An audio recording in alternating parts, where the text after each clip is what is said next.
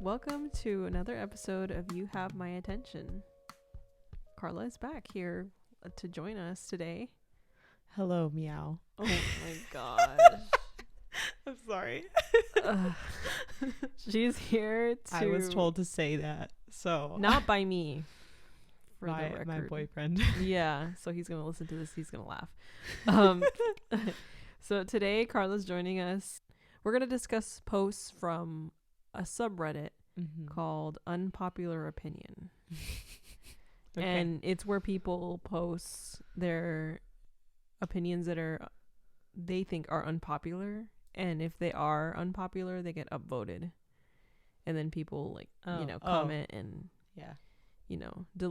debate about them. So I've picked a few from the subreddit. I picked these yesterday. I don't know about any of the things that she's picked. I'm just here to give my commentary or my thoughts or reactions. Whatever. Yeah, so I picked I believe I'm it was 7. Going in blind. Yeah, she has no idea what posts I pick, and so she doesn't know what we're going to discuss. But so starting with the first one. So the first one is Shakespeare is outdated. Focusing on him makes kids uninterested in literature. Teach him in history class, but not in English. Oh. So this is what the commenter or the Redditor wrote. I mean, reading and trying to analyze Shakespeare felt so stupid, and I can't imagine how even more stupid it must feel for today's generation. It is honestly just lazy not to move on to a more recent author. Romeo and Juliet doesn't resonate with kids the way people seem to think. The concept, sure, but the actual literature is dog-esque. Oh my God. Having to read and decipher as you read for a grade is a surefire way to make someone hate reading. And it received, it had 21 over 21,000 upvotes, so that means it was considered very unpopular. Damn. And over 3,000 comments as of when I screenshotted it and picked it. So this is actually a really interesting one that you picked, because so I definitely agree to some extent, because obviously those plays were written in the late 1500s to early 1600s, and during my student teaching I was with a class of advanced freshmen and sophomores, or it was an English class, right? And we read Shakespeare with the sophomores. We read Julius Caesar, and most of the kids hated it. Right? Because even though there was a lot of relevant topics or themes, right? Because themes are supposed to be, oh my God, not to get into my whole teaching mode, but themes are supposed to be these universal ideas that can span across time and space. So they should, history and throughout, right? Yeah. So they should be relevant at any time, even back then and now, because there's still some ideas that are present, in just always present in the human race experience. Yeah. So in that way, yes, I think it's always going to be relevant in that way. But, obviously the cultural aspect is irrelevant because obviously it's way back then, which I guess, does make kids think about that, and it is a great way to integrate history into it. But they kind of try to include it too much into the curriculum, in my opinion. A lot of teachers seem to have fun with it, but the kids just I feel 90% of the kids are just not into it. They're not interested as much. So that's based on what you observed, and also we, as when we were students in high school, how we felt about it. Yeah. So one commenter stated that Shakespeare, actually more than one, several mentioned this, Shakespeare wasn't really meant to be read, but more to be watched. because it's literally Yes. Shakespeare Oh my plays. God. So that is one aspect of it, right? Like, imagine just reading screenplays, or like instead of watching a movie, just reading the scripts. It takes away Oh, the don't even element, get me started on that. Oh right, my God. of the literature and how it's meant to be enjoyed. Yes. Okay. 1,000% agree. Because, and then again, you know, I think a lot of teachers, they can make the kids act it out, but they choose not to because either they don't feel like doing it, or maybe they think their kids won't enjoy it, or whatever. I think it'd be fun to like have the kids act it out, but I mean, it's kind of the way you execute that matters too, right? But like, I totally agree that it's just way better, I think, if you see it being played out, like acted out. And we didn't do that in my classroom, but I think it would have been cool if we did. But obviously, like, I don't know, there's a lot to think about that, especially if you want to make it really fun and engaging, because, you know, not everyone's gonna read too. So like, what about the kids that don't get up and read and all that? They're just sitting there. So it's kind of like, I mean, not that would be bad, but like, I don't know. So there's things to think about definitely with that. But one thing I personally didn't like on the teaching side was like, you know, as you said, you feel like it's more meant to be acted out and seen. I didn't like how when we read Julius Caesar, they gave 0 descriptions of all the characters. Like, I don't know if that's like included in like the books and stuff, but like the copy that we had, it had 0 descriptions of like anything. It was just like, oh, the setting is Rome. Or that's really vague. And like, Rome now is not Rome then, and then also like, yeah, and understanding the characters would help. The setting is like, you know, 1600s, like Rome or whatever, or before. No, it was set in BC. I'm sorry, I don't know. It was written in the 1600s, but it was set like, you know, back in centuries before, right? Back during the Roman Empire, during the Julius Caesar's assassination or whatever, that time period. But like, still, we didn't have any descriptions of any of the characters, so you kind of just have to like imagine it. And it leaves more interpretation, and it's kind of more vague, and right, sometimes that can help give some context to the character, because if you understand like, oh, you know, this character is because it's a mom, you know, she has, you know, these are her kids, and like, so, oh, this person's tall, and you know, that's where they deal with this issue and all that. Yeah, that's where the teacher had to come in and like provide some descriptions and provide like pictures and stuff of the most important characters, at least, because then other ways we have like 0 visual to go off of. So and then it takes you longer to realize some things about the character too if you don't have a description of them, right? It helps to have an idea of what they having a description can help, because again, not to be like an English teacher right now, but like, looks are part of characterization, right? Because like how you dress and stuff is like, it goes into like your personality, right? Yeah. So like, if you know you're supposed to be a nerdy character, then they're gonna dress you up like, you know, whatever they think a nerd is supposed to look like. But if you don't get any visual description, it's kind of like, what do they look like? Yeah. And so I guess that's where you could argue like, oh, like based on everything that they're saying and doing and thinking or whatever, what do you imagine that they would dress like? And I guess you could, you know, do that and like take advantage of the fact that you don't have a description. But I like descriptions being provided personally. Yeah, it helps paint a picture of, you know, the scenery and the characters and everything. So it makes you kind of put yourself in the actual story better. Right. People were saying that another element with this issue is obviously the way it's taught. It matters. The way it's presented, the teacher, you know, their enthusiasm about the subject, or how they go about having the students experience the literature. Also, some people were complaining about the fact that they were forced to read in class, and how some people were like very eager to participate and do that, and others weren't. And then also some students struggling to read out loud, you know, the pronunciation, and also like the way the dialogue is read.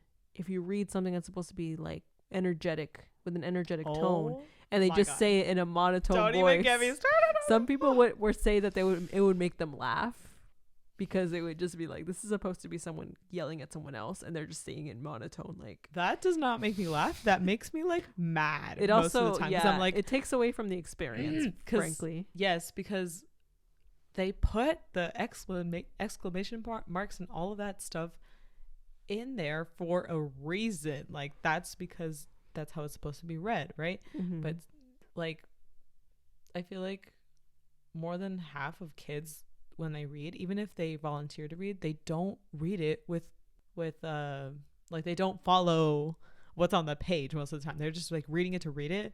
Like, we gave our kids, we didn't force any kid to read in our classes. We just said, oh, if you sign up to read, you'll get extra credit, right? So that motivated a lot of kids to read. So usually we had enough readers and we didn't have to like ask people to read.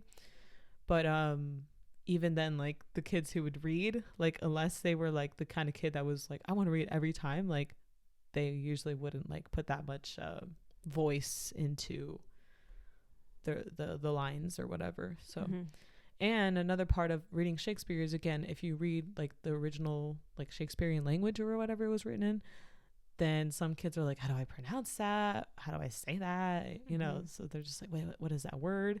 And sometimes it interrupts the flow of it a little bit, because maybe they don't know like how to say error, or I don't know, they can't fill in the blanks for some words, right? Which is like, I get that.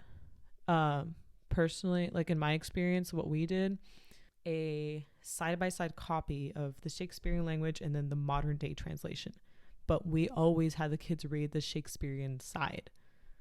But then it's like, they're trying to comprehend what is being said, so they're like trying to read back and forth between the two types of language, which is like, you know, that can be hard, because if you especially if you've never read Shakespeare before, you're just kind of like, what the heck are they saying? Like, I read the stuff ahead of time, so, and then I obviously, since I do that, I have time to like look at both sides and all of that, or even just like straight up read the modern day translation, and then I already know what's being said and it's like pretty clear to me. But the kids don't, so like they just go into class and then we read the Shakespeare side, and if they don't understand that, then they're kind of like trying to catch up with comprehension. Yeah, so there's a lot of background information and understanding that you have to know in order to like understand what's going on in the plot. And then also people were commenting that having to read footnotes and the modern translation to understand a joke would take the fun out of it. It would take the funny. If there's like a joke, there was a lot of jokes in there and references. Like, some of them were like innuendos or stuff like that you wouldn't catch because you were trying to like, first of all, you didn't understand the language, and you saw the translation and you're like, wait, I don't get the context, because maybe a word used then to refer to a certain thing now is not used in the same way, or that word doesn't even exist now, or isn't used now. And then you read the footnote and then you're like, oh, that means this. That means, you know, that's like the equivalent of someone like sticking their middle finger at you. Oh, I get it now. Yeah. Okay. Like, it's just like, but it's like, there's like a delay. In the moment, you're just like, eh. Yeah. Right. So a lot of people agreed. It's just, maybe it's just one is the way it's presented. And then like, also many seem to think that the one Shakespeare play that is presented in high school a lot more often is Romeo and Juliet, and some were saying, okay, yeah, the love part is like, I guess, relatable to kids, but like other aspects of it isn't. And some were arguing, no, they should read Hamlet or Macbeth or Othello first, instead of Romeo and Juliet. And then some people were saying, oh no, Twelfth Night and Midsummer Night's Dream. So everyone had their varied opinions on which ones were the ones that were more appropriate to present to high schoolers as like an entry into Shakespeare. But I did see also some opinions about that there should just be more of a balance in general in the curriculum, with classics and modern works. Yes. Oh my god. And also, like, they usually stick with the same stuff, right? And it's like they don't change it enough or update it, or and it's like, okay, well, I think recently I have seen more like representation, like for instance, like with Latino authors, which I've liked, it's like, okay, we're finally not just reading like old white men works. Yeah, but, stuff from like European even English. Then, like they still pick a lot of they tend to go like for like older stuff, which is like, I suppose that's all right, but like, more modern means more relatability with the kids. So I think that's important to do. And then also like author representation, like there's so many authors out there. So yeah, I think it'd be cool and more interesting for the kids. Showing different backgrounds and different uses of the English language, different dialects and different from different regions and places. So yeah, that was just stuff. So it is unpopular because people are saying it's not outdated. It's just, it is, but it's not something that should be just thrown out. Like, it should just maybe be more balanced and like rethought and shown in a different way. So I kind of agree, but I kind of and I think that was the general consensus, was like, in general, I agree. We don't completely agree, we partially agree. Yeah. So it may hence still, I guess, an unpopular opinion. Okay, so the next one is what I'm gonna call gatekeeping type of behavior. So the Redditor wrote, "People who tell others how to enjoy their steak should grow the F up!" Exclamation point. As the title says, why do some people give a shit if others like their steak well done? Like, there's no need to comment constantly about how others like to eat their food. It's a pet peeve of mine, and I find it highly annoying. And it received over 2,000 upvotes when I, looked it up. And wait, how's that gatekeeping? Well, basically, people were having an argument about people that, I don't know if gatekeeping is the right word. I might have used the wrong word for this, but basically people being very judgmental of others and the way they prepare their food, specifically steak is what this, but it kind of like led to other discussions about how people get mad about someone preparing, other things, but mainly it was focused around steak. Like a lot of people getting mad about people eating their steak well done, for example, or medium well instead of medium rare, Yeah. I guess anything more than medium rare is usually criticized. I think it's fine to like suggest how they should how they think that someone should order it if it's like their first time, or if they ask for a recommendation. But like if they literally go into it and they already they order it themselves, and most likely they know what that means, and it's like, okay, why are you gonna tell them to like change it? Like it's not your mouth. It's not you eating the food, like unless they're preparing it for you, or like for everyone, and then they ask you, or I don't know. It's just people being kind of elitist about how you eat your food. Like that's dumb. That's like telling someone like how they should eat their eggs. Like, oh, you order scrambled, like, are you a child? Like I don't know, it's kind of like you know what I mean? It's just like, I'm not gonna tell someone that they need to eat their eggs a certain way or anything a certain way. Like, like, oh, you're not eating it like me, you're eating it wrong. Like you're eating it dumb, wrong. You're wrong. Like it's an opinion, It's not like, sorry, is your tongue gonna be on this? Are your taste buds gonna be tasting this? No? Okay, then shut the fuck up. So like we didn't really grow up eating steak like when I think of like a steak, like we ate like barbecue, like carne asada style meat and stuff like that, but not really like just the classic steak where you choose the medium, or like the wellness or whatever, or the cook level or whatever you call it. So I didn't know much about it until the first time I tried it, and I didn't even know how to order it. I didn't know. I didn't even know the different like levels from like rare to well, medium, all the ones in between. I didn't learn how to order a steak and all that until I worked at a restaurant that served steaks, and then like people had to explain it to me, and I was like, oh. And then I tried the medium and like the medium rare, and then I decided that I liked medium rare because like if that's undercooked, then it's fine. Like you could just ask them to cook it more. But it's like if you tell them medium, and they're more likely to like overcook it or something. So it's like I'd rather just go the slightly undercooked. And then just ask them to cook it more. If it's too undercooked for your taste. Yeah, that's fair. I like that's just me. I'm not gonna tell someone like, hey, you need to order medium rare. I usually like medium or medium well. Sorry. Now it depends on the meat.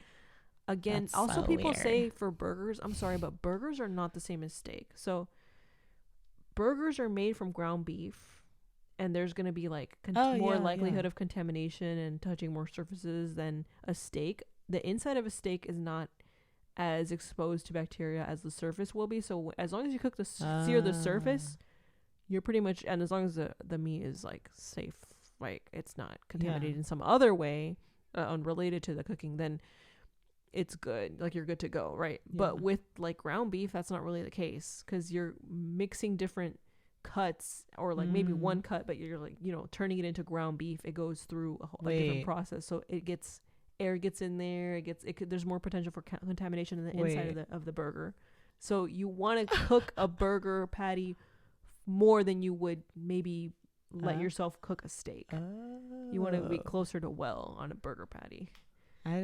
I never thought about that. But wait, you said that ground beef is like multiple meats mixed up together? Sometimes it is. Sometimes it's a mix of different. Yeah, just like sausages. Like when they make sausages, like it's sometimes different cuts of a meat.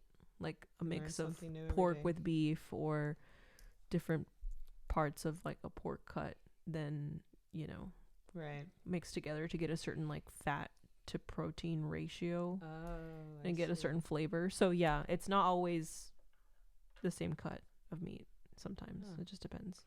Wow. I think from what I understand, I could be wrong, but yeah. So yeah, with steak, I like anywhere in the medium. So medium. Sometimes I'm in the mood for more medium rare. Sometimes I just want more medium well. Sometimes I just say medium, and if it falls a little more on the rare, a little more on the well side, I'm not gonna make a big fuss about it. That's me personally.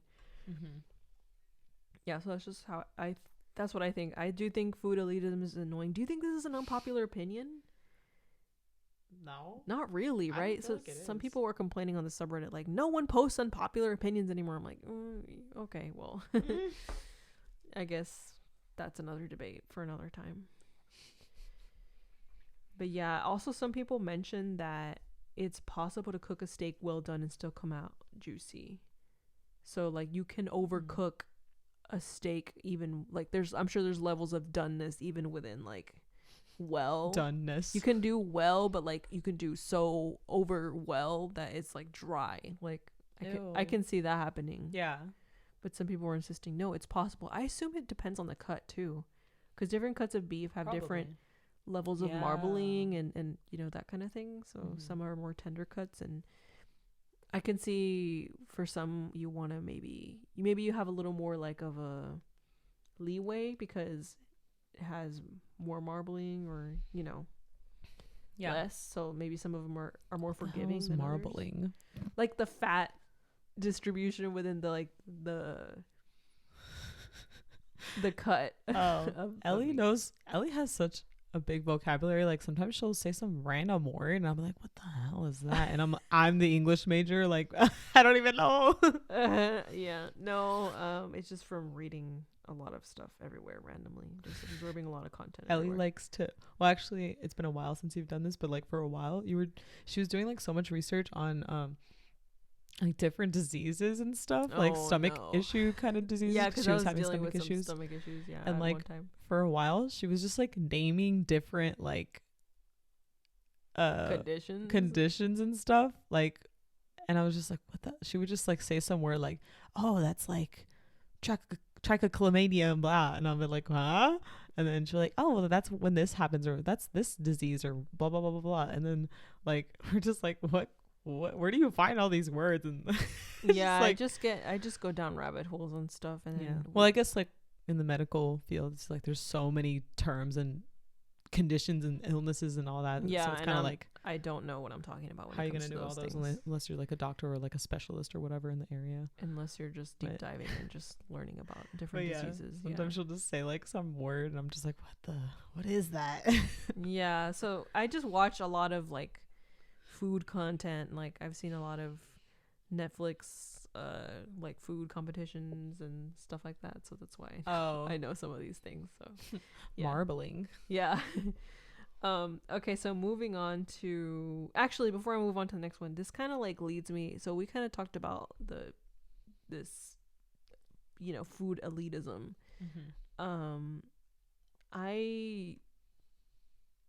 This kind of leads me to think about this one controversial topic that people have around pizza.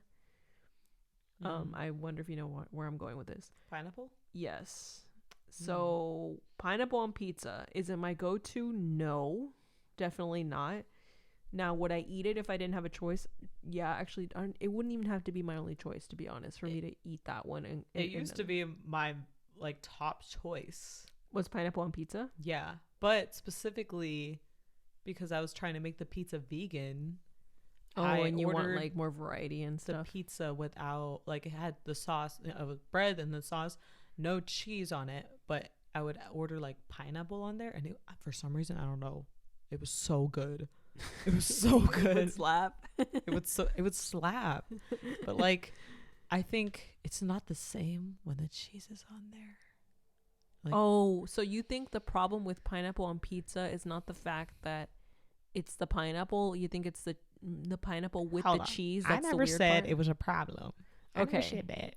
I said it's not the same. I prefer it without the cheese. Okay, it ain't no problem. At that point, it's still a pizza, though. It doesn't even have cheese. Yeah. Okay. Well, now you're gonna argue with me. Oh my god. I'm just saying that's how I prefer it. But like, I don't have anything against the pineapple on the pizza. I don't either. It's not, like I said, it's not my first choice, but I'm like, it's not that bad. Now, I do have an opinion. This is an opinion, of course. I'm not going to bash anyone. I think pineapple on pizza is not as bad as chicken on pizza. You disagree? Okay. I don't like the flavor, like the taste profile combination, like the combination of the cheese and the tomato sauce and that's weird though, because I actually like chicken parm, or I have like chicken parm before. I think it depends on how you cook the chicken. Okay, yeah, but usually I see like chicken breast slices, and that's just not. This is my thing. If you want chicken and you want pizza, why don't you just order a pizza and order chicken wings on the side? There, you got your chicken. Yeah, good point. And chicken wings are more flavorful and, in my opinion, enjoyable than sliced chicken breast. Maybe it's because they want the chicken breast and the.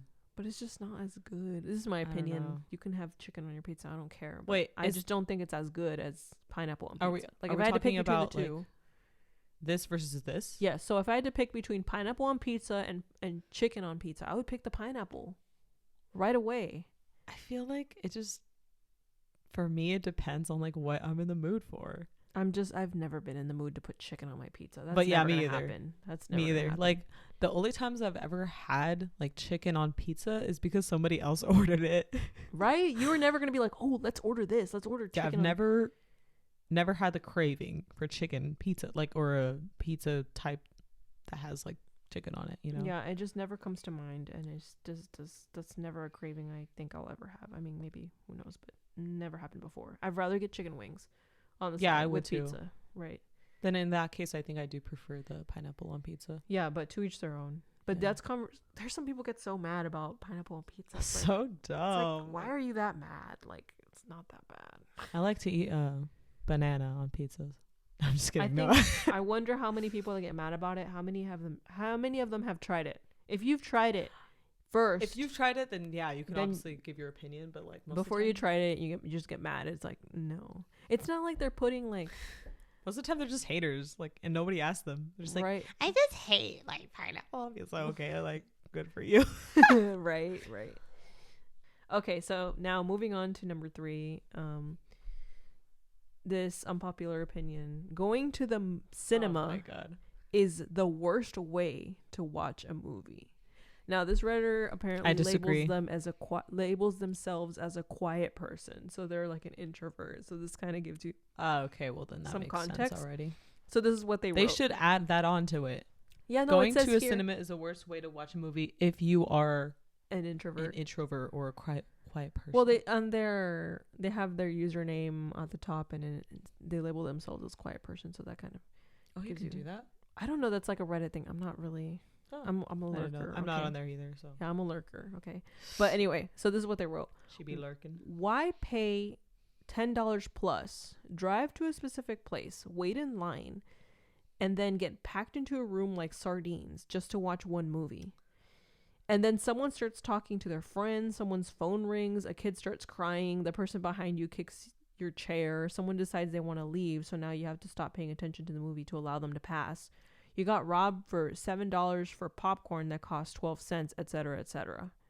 Okay. Hold on, let me finish. Okay, sorry. When you can just sit home in front of your TV or monitor, put on headphones, buy yourself some snacks, and enjoy the same exact movie. Sorry. Go ahead. Without all the driving, without all the money spent, without all the noise and annoying crowds.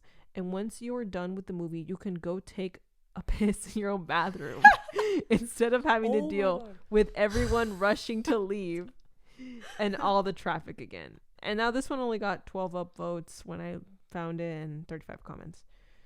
Okay. There's so much I could say right now, and I'm sorry. I didn't mean to interrupt you. Okay. I'll just go like in order. So I'm just gonna look at like this description of what everything that she read. Why he or she, I don't know. Okay. Or they, I don't know. Packed into a room like sardines. That's not gonna happen all the time. It depends on what movie and if you see it right when it comes out and all of that. How popular it is. If you go to like the dollar movies or something, then obviously it's way less likely to happen. Yeah, when you go, what movie you go see, what theater you went to. Yeah, the theater too, that matters. Like, for example, here, but the movie theater that have in mind, they have a policy where you cannot, first off, you can't see the movie if you arrive late. Like if you arrive after the movie starts, they won't let you in the theater. Right? So number 2, supposedly all movie theaters don't tolerate the phones or whatever, but that's on the people that are in the theater, like if they want to like report or complain, listen to it or report it or whatever. I want to say that this theater also like doesn't tolerate that stuff, but I could be wrong. It just depends on the theater and what time you went to, the management, what time you went, what movie. Yeah, so there's a lot of variation with this. Right. What else was I gonna say? They also said that, besides the interruptions from people, they were talking about the popcorn and stuff. Okay, so movie theaters, I believe, from what I understand, they make more of their money from concessions than they do from the actual movie. Yes, and I believe in that. I totally understand not wanting to buy overpriced food. Like, who wants to do that? Unless, like, for example, the popcorn there is really good. Then it's like, well, yeah, it costs a lot, but it's like, you can't get this popcorn anywhere else. Also, you can't always bring in your own. Sometimes some places will let you sometimes, or you just sneak it in. But most people just sneak it in. It's like, yeah, but you could do that, but you don't have to pay the cost for you don't have to buy the popcorn. Now, if you want to, like we said, some people sneak it in, which we may or may not have done at some point. I definitely have. I'm not gonna hide it. Let's see. They also said, like, why can't you just go home and like watch it at home? Yes, that part I was gonna comment on that, because like part of the whole point of going to see a movie is because like you want to go out, and maybe it's like a movie that's been kind of hyped, or like it, there's a fandom for it already. Like, let's see, like the 7th Harry Potter movie, part 1 or part 2. Like, some people just like to go see a movie and like, experience watching the movie like for when it premieres or whatever, or they want to watch it with like, a crowd that like also appreciates it as much as like they do. So sometimes that's like the point. You want to hear someone, like the people in the theater, be shocked. Yeah, or like, want to hear other people laugh, or I don't know, whatever. It's like the shared experience of being in theater. And if you're someone who's quiet and maybe introverted and you don't like that, don't care about that stuff, then I get it. You don't have to go, you know.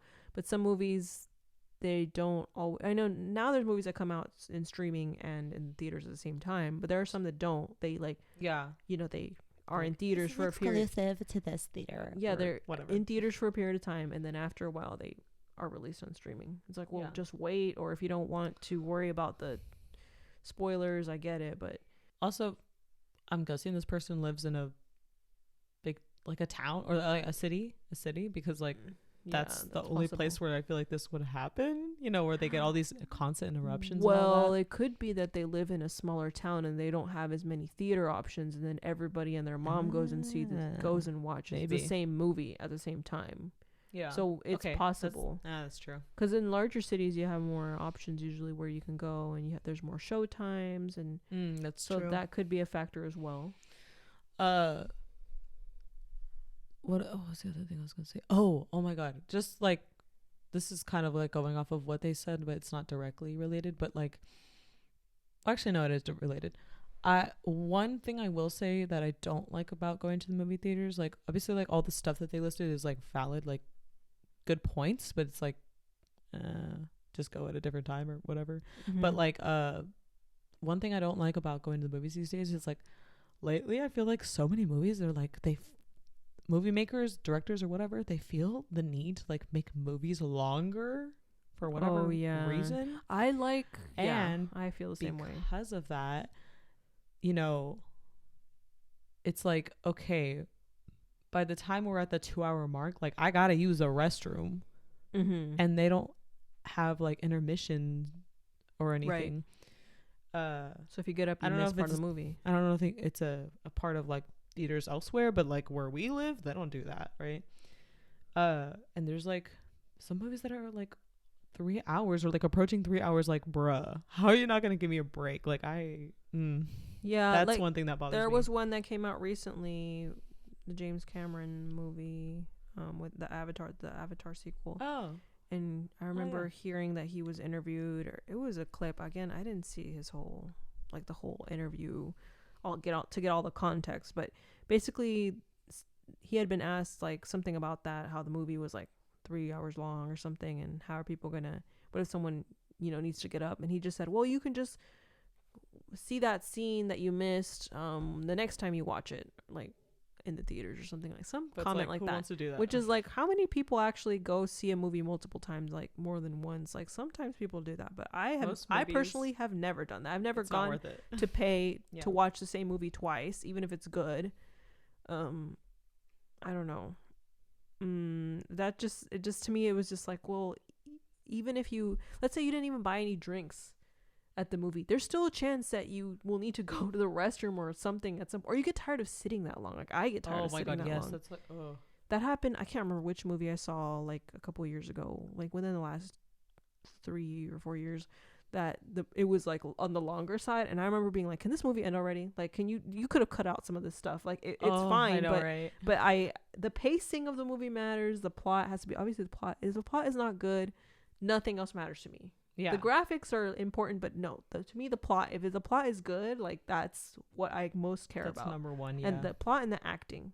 Right, they don't even have to be big name actors, in my opinion. They just have to do a good job. Oh my god, yes. In fact, sometimes when they're not big name actors and they do well, I'm very, I really like that. I like seeing different talent out there, different. Yeah, it's like, I'm tired of really seeing good casting, the same 10 people. Right, exactly. It's nice to see. Same thing with the freaking books and stuff we were talking about earlier, like the Shakespeare plays. Like, okay, we're tired of seeing like the same people, like, bruh, like, yeah, there's a lot of talent out there. Let's see a little more. This is America. This is a melting pot or whatever. I'm just kidding. There's just a lot of talent out there, but yeah, that's the when point, I see good casting, and I mean good casting, I don't mean like necessarily big name actors. I just see someone who is very well suited to the role, did a good job, everything was directed well, but like, yeah, that's more important to me than how fancy the CGI or the graphics are. Yeah, true. Because think of the best movies off the top of your head, it's not because of those graphics things. I mean, they can be impressive and they can be enjoyable.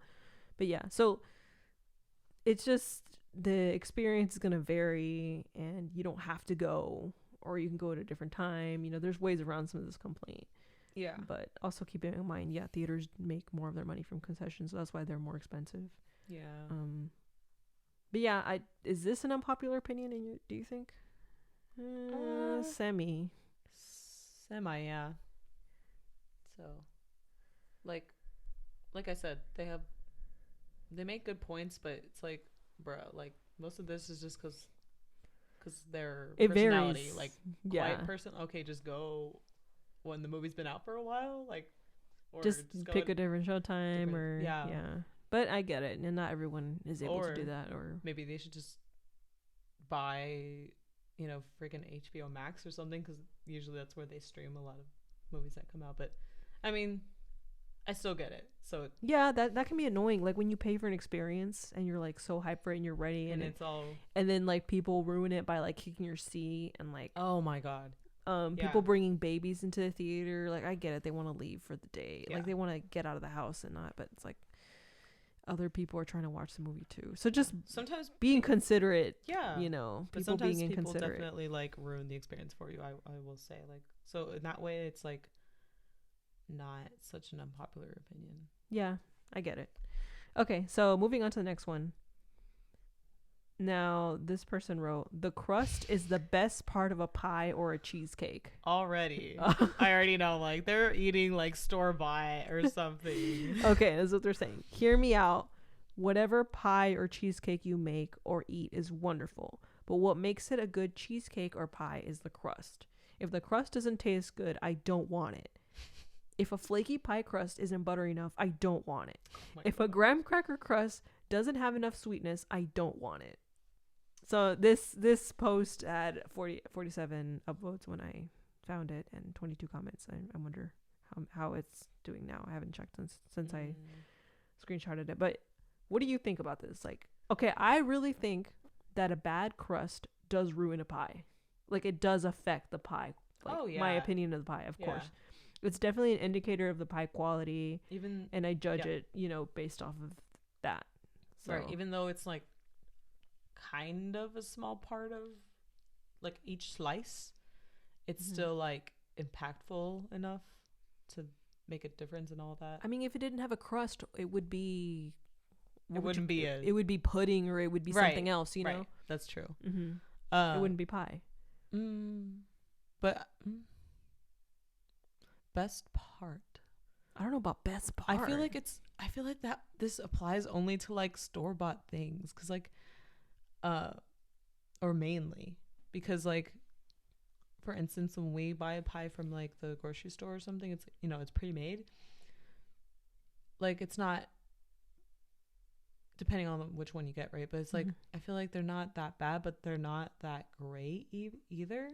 And like a lot of the times, like, the best part is just the crust, but obviously that makes a huge difference. That determines if you think it's a good pie or not, is the crust. But with store-bought pies, because the filling is pretty standard stuff, right? Yeah, exactly. But like, if you make your own, like, oh my god, the pie that we buy at the grocery store does not even compare to my homemade apple pie, in this, like, apple pie specifically, because that's the one I know how to make the best and have made the most times.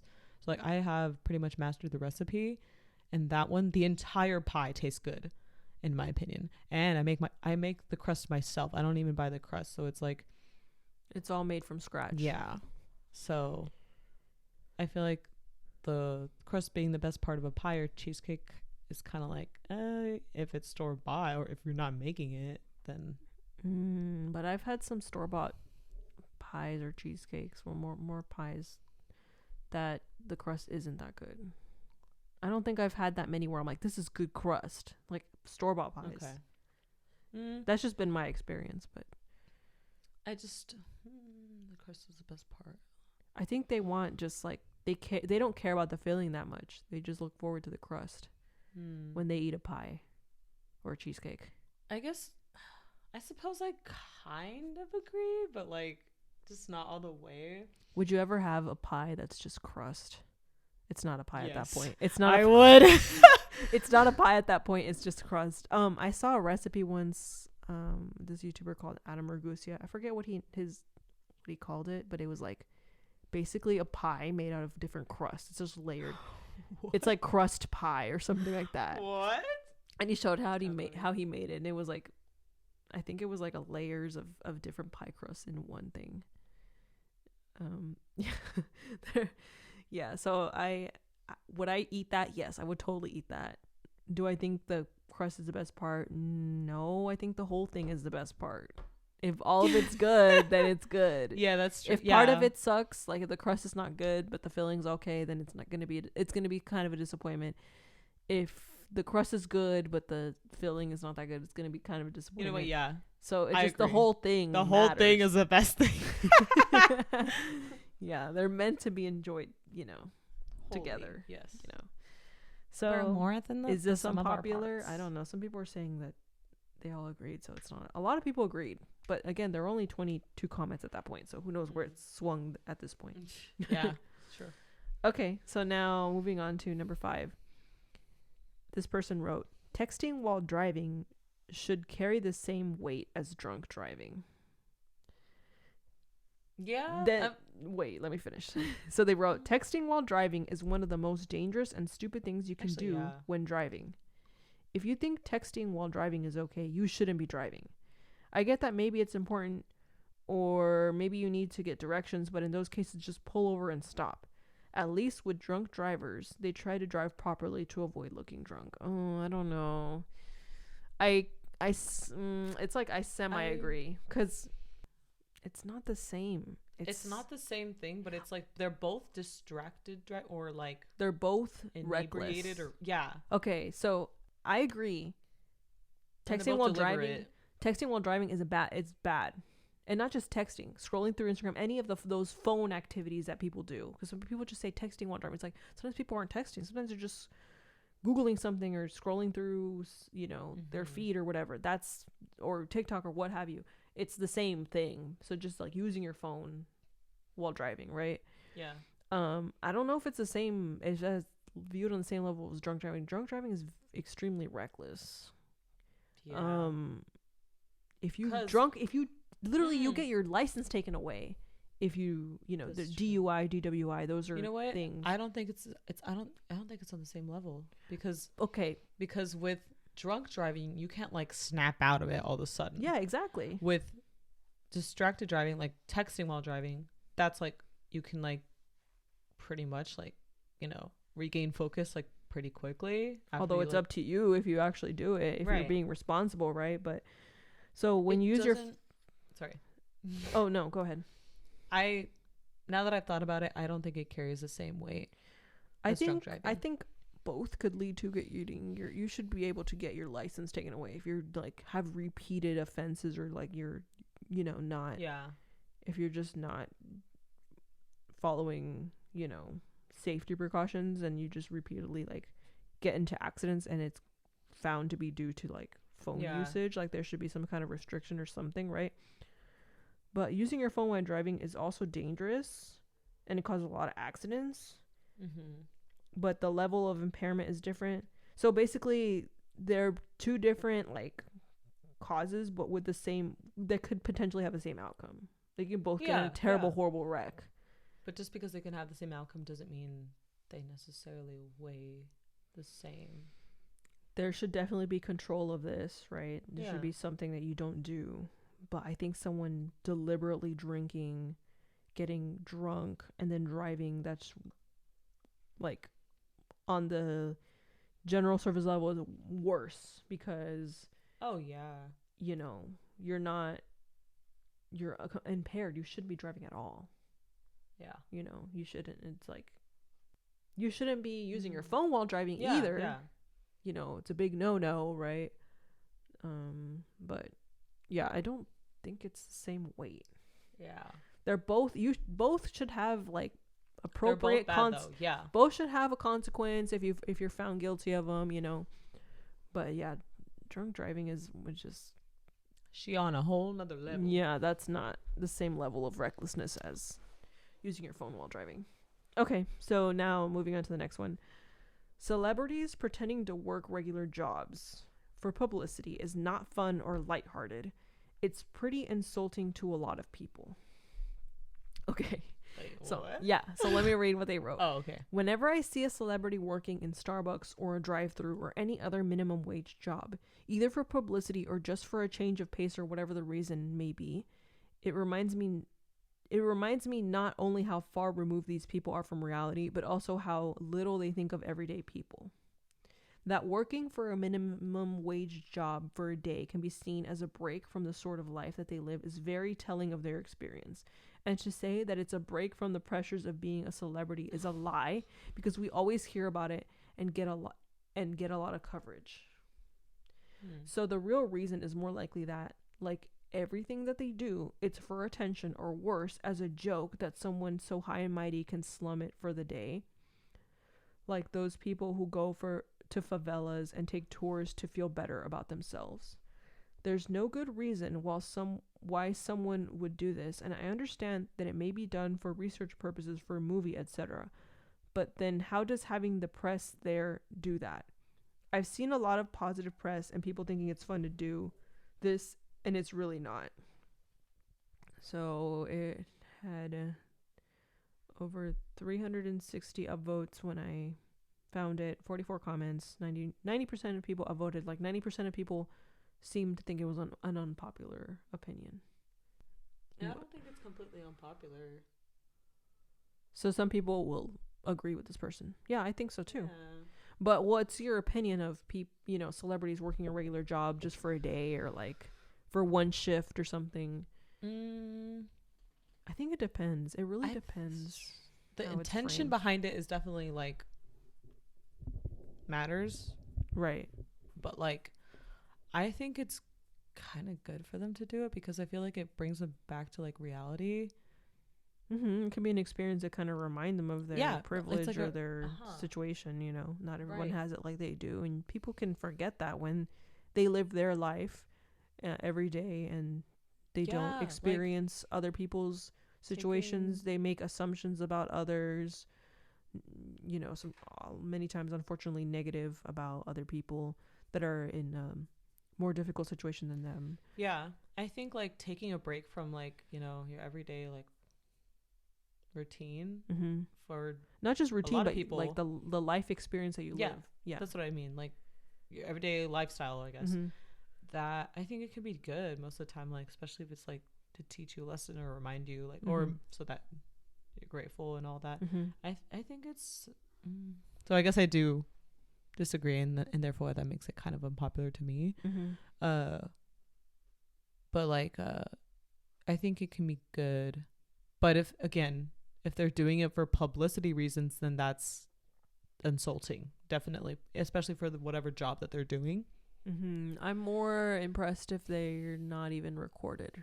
Like if you just find out about it. Oh yeah. Like, oh, they went here, and were there cameras there? No, they literally just went to go volunteer, and they didn't tell the media. They didn't post it on their Instagram. That's more. They didn't tell everyone. Yeah, that's more respectable. Yeah, more respectable, more impressive, I think, or more not insulting. I don't see that as an insulting thing. It really depends on the framing and the reason, the way it's done. So yeah, it's less of a. It's not a slap in the face in that case. Yeah, it's seen as less of a publicity stunt.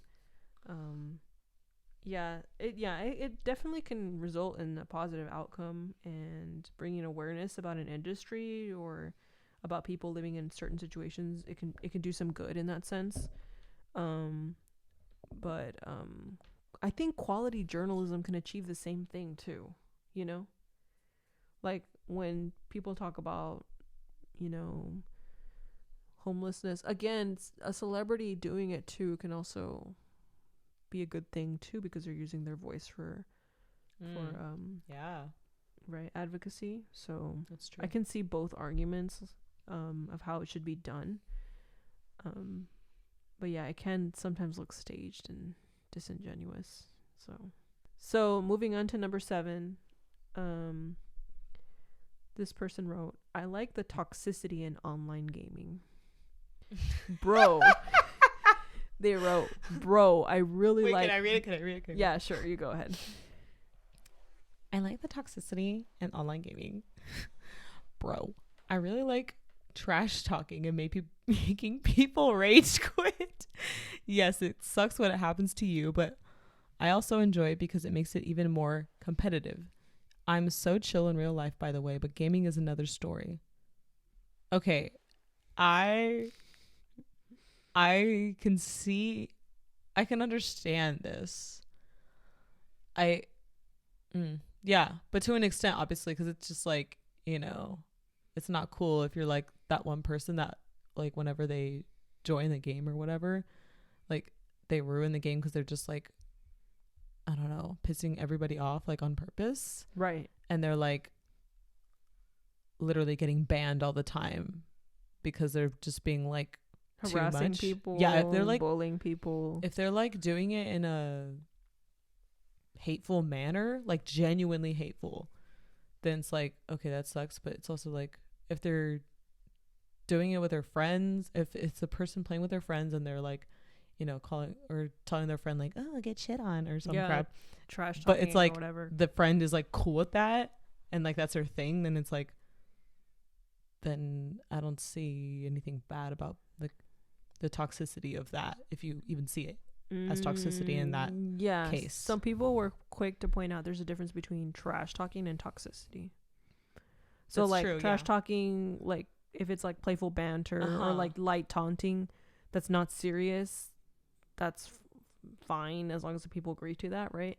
But toxicity, if it's like, toxicity is more like harassing, bullying, like if it's true toxicity, then it's like not really good. Yeah. And so if they're being truthful about the toxicity, if they mean like actual toxicity in online gaming, then I do think that this is an unpopular opinion. Right. So, and again, I think it's to me it's strange doing that to strangers, like actually, unless they're doing it back and it's like understood that it's okay, right? And everyone's being still respectful. They're just messing with each other, but still not going over the line. But yeah, when it's definitely like people that agree with it and it's not actual harassment and bullying, which I wouldn't consider toxic. I would just consider that. So maybe we have a different definition of toxicity people than this person. People were debating that. Yeah, it kind of sounds like they're talking about like banter, playful banter, like with friends or strangers. It doesn't sound like they mean like people saying slurs or anything like that. Oh, wait, I could be wrong though, because it says I really like trash talking and making people rage quit. So maybe I don't know. Maybe they really do mean actual toxicity then. I feel like they one person. They want to say things that they can't say, and this is like their avenue to do it. This person is a bully in disguise. I think it's possible. I mean, we need more context, right? Yeah, because they could say toxicity. They could mean trash talking the way we mean like playful banter, or they could mean like literally I want to say messed up things to people. Yeah, and like get away with it, because I feel like most people like trash talking and like doing this stuff with their friends and stuff. Yeah, like exactly. That's the other thing. It's like, well, they're saying making people rage quit, like what, strangers or like your friends? Like, yeah, there's nuance to this that we don't know. I feel like that word gives me that word has a negative. That term has a negative context. Rage quit. So like when you make someone so upset that they leave. It sounds like they like genuinely enjoy making people mad. Right. So that's what I don't know. I'm not a gamer. Like I'm pretty terrible at video games. Same. Yeah. Like I'm a watcher. I'm a lurker. Yeah. Like I only played it on consoles a couple of times. I didn't grow up with it and stuff. So growing up, like if I played games, it was like on PC, like online games, like cool math. Like cool math games, like Papa's Freezeria, Papa's Taqueria, like those games. So the little background songs like like picking people's order, like making their fucking up the order on purpose. making up their ice cream, putting whipped cream on top. Like that's the kind of games I would play. Yeah. And it wasn't like all the time. It was, you know, only when I had long periods of free time, like in the summer or something. Not even then all the time. Like I did other stuff. So yeah, I'm not like a gamer person, so I probably am not the best person to have an opinion on this. But the whole trash talking thing, yeah, I just think it seems more comfortable with, it seems more like reasonable to do with people you know, and not actually like harassing or bullying them. That's not, I don't think people would like want to do that a lot, you know. Yeah, and I also, the idea of just playing online with strangers like kind of scares me, especially as a female. Like it's not a very welcoming environment. The gaming community can be very toxic, right? As this person is saying, towards females. And I think if I were to try, I kind of disagree with that. You disagree? You think there's the opposite? I just know people I know for me, people would get mad because I suck at playing video games, so people would get mad at me if I was on their team or something, or even if they're one versus, like, I feel like playing against me or whatever. I've heard a lot of people say that like guys love it when girls play, or like, you know, play games with them and stuff, or when they're gamers, because even if supposedly, even if you suck, they'll be so much nicer to you because you're a girl. I don't know. I've heard a lot of bad stuff about girls being gamers. Like, but then like, again, you'll get kind of harassed more, I think. Yeah, I'm thinking of like streamers and female gamers. People will be like, ooh, woo. Yeah, and then you get, you know, what are they called? The incels and all the insults. Oh about my that. God. Yeah, like those things, like that also steers me away. Yeah, so people were quick to point out the difference between trash talking, kind of like what we said. So yeah, do you think this is unpopular? I mean, we think so, right? This is yeah, if they're being genuine about, like, if they like, really the literally mean toxic, like the way we think of toxic. Yeah. If they're like actually being like a bully, then like that's not cool, obviously. Yeah. But I wonder if this person's a kid, because you know how like that happens. Oh my God, wait. Yeah. Like if they're like a preteen, you know what? or something. I feel like, you know who I think wrote this? There's like a clip online of like a little kid. I already quoted him, but like a little kid like talking shit to like another gamer who was like older than him, and he was just like, yeah, get shit on. I feel I was that kid. Yeah, you know, just thinking about this kind of made me wonder, like, sometimes when you see stuff on Reddit, I do sometimes wonder, like, is this a kid or is this like a teenager, you know, like someone who's, or it could be like some 30-year-old guy that like wants to say slurs or something online. Or, oh my God, what if it's like a person? What if, hold on, Ellie, what if it's the person who wrote the other post about movie theaters and labeled themselves as a quiet person? What if it's that not, person? I mean, we don't know, because people could have multiple usernames, but in that format, they are like anonymous, able to let out their anger towards the people ruining their movie experience. They're like, another movie experience ruined. I'm gonna go home and be toxic online. I mean, maybe. Yeah, I don't know. Just yeah, sometimes that's another thing to keep in mind. Sometimes it's kids playing, like you're saying things like yelling expletives online. It could be a kid on the other side. Like, I'm sure they've heard it all, but I heard a lot of stuff. But still, like, that's another thing to keep in mind when you're out there playing like with random people online, is that there's that very real possibility it's a kid. You know. Okay, then in that case, but yeah, enjoying the toxicity in gaming, I do think that's an unpopular opinion. Yeah, I think so too. Yeah. We agree. Yes. Do you have any unpopular opinions that you want to share? I already shared mine with the pineapple being like, it's not that bad. I for sure have some, but just because you asked me on the fly, you can't think my of anything. brain is empty. Maybe for another episode we'll think of something. Yeah, we'll bring up our own unpopular opinions. We have to think about them, because sometimes we think something's unpopular and then we're like, maybe a lot of people would agree with us, so maybe it's not. Yeah, but Yeah, well, that'll be another episode. Yeah, I guess we'll think about it a little bit. Be like, what do I think? What's an opinion I have that other people probably don't share? Mm-hmm. All right. Well, that's all I have for today. So thank you for joining me, Carla. I enjoyed your Thank you your for having thoughts me. on other people's thoughts made up by brains and other brains. Thank you for having me. Opinions. Ooh. Just kidding. I'm just kidding. Okay. I'll ask you about that later. Okay. I hope you all have a fantastic week. Bye, Thanks for meow. listening. Bye. I'll stop. Okay, bye. Bye.